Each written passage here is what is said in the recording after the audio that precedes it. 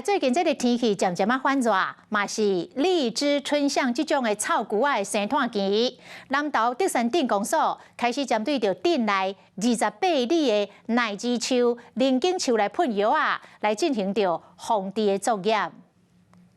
今年4月到5月是草青菇仔生卵季节，德山镇公所请个队拢会提早配合里长，针对耐枝树、龙井树的所在来转药啊。希望说竹山镇能够打造一个比较宜居的一个环境，大家共同来防治荔枝春香。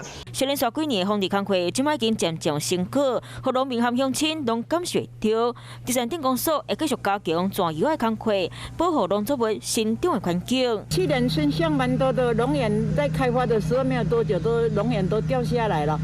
就是我们的镇长带领都很好，有喷洒，就有一些果实可以吃了。草青菇仔唔来危害到农作物，伊喷出来都卖伤害到民众。民众若是拄到草青菇仔，会当通知里长，请公所来处理，卖当用杀蚊水、地沟水来做保护。